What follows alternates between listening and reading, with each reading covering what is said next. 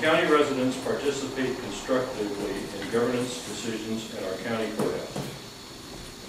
I'd like to make it even more than our county courthouse. Of course, every Monday we have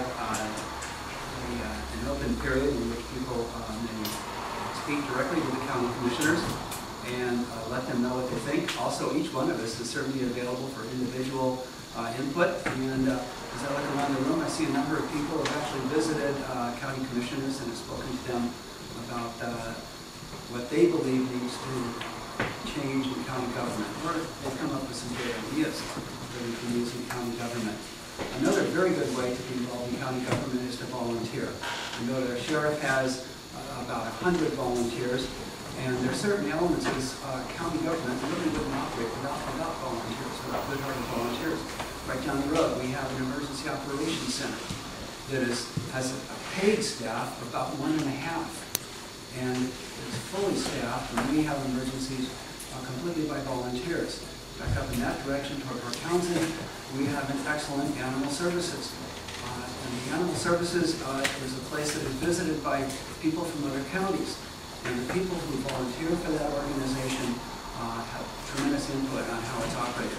Our parks right now, the ideas that are presented by our parks board are almost endless, and they certainly saved us from a lot of problems when we had to reduce our budget there.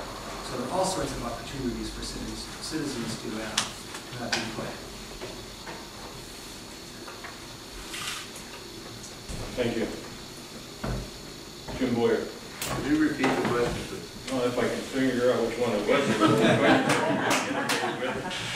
How can county residents participate constructively in the governance decisions at our county courthouse?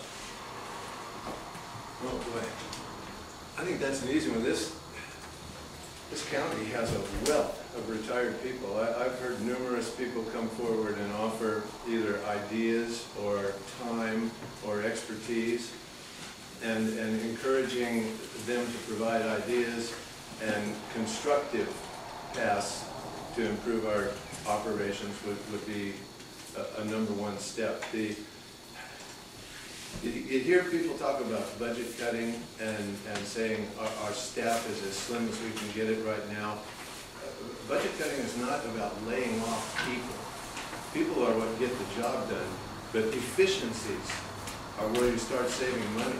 Redundant jobs, over-regulated tasks, and layers upon layers upon layers of steps upon steps upon steps is where you lose money and waste money.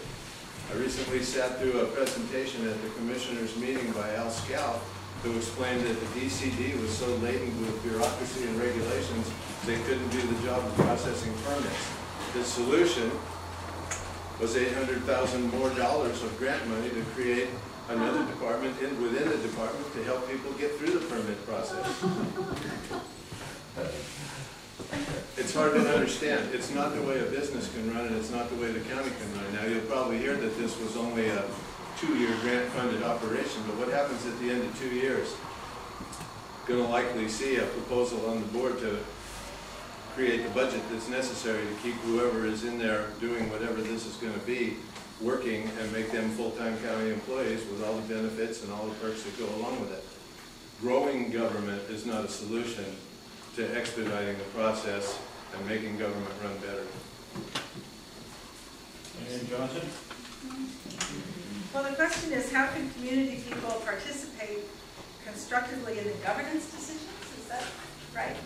This is right here. Well, I served on the Critical Area Ordinance Committee, the Citizens Committee, about 5 years ago.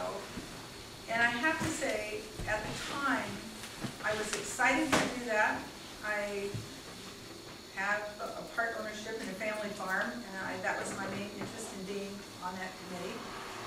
And it was a great process in that we studied for a couple of years, felt like, might have been a year and a half. We studied the issues, we discussed them, we met all kinds of experts and listened to expert opinions. We really worked hard on developing a proposal for an ordinance. What really bothered me and what I believe I would do differently to encourage citizen participation in the governance of our county is at the end of that process, the minority proposal won the day, and the majority proposal apparently was put on a shelf somewhere.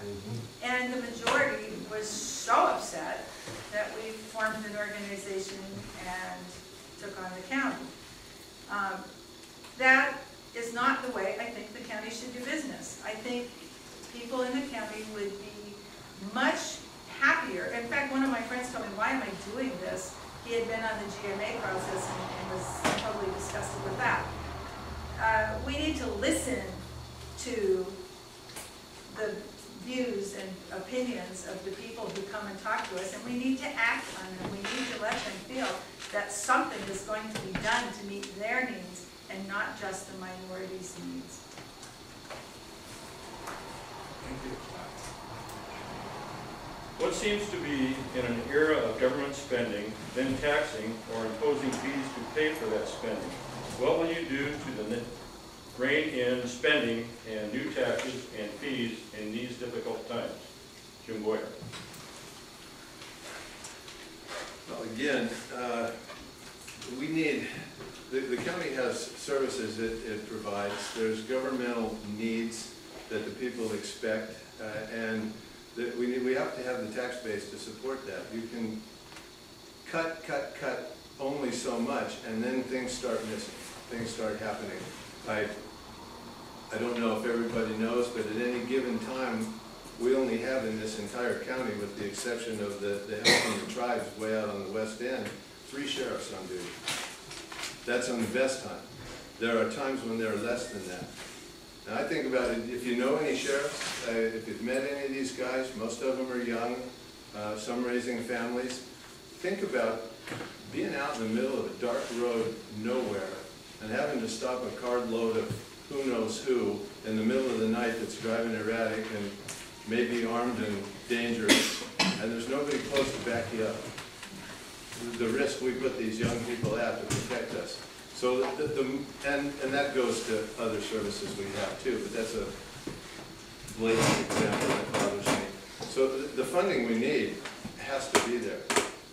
As the county grows, it's going to demand more, and we have to look at the future and understand that promoting the atmosphere to allow people to create and grow and expand businesses is what's going to give us that financial base to operate our county. If you stand on the tracks ignoring the facts, you can't blame the wreck on the train. We're not going in the right direction. Thank you. Diane Johnson. I would like to comment here on something that happened a couple of years ago as an example of a tax that didn't have to happen, and that is the Clean Water District.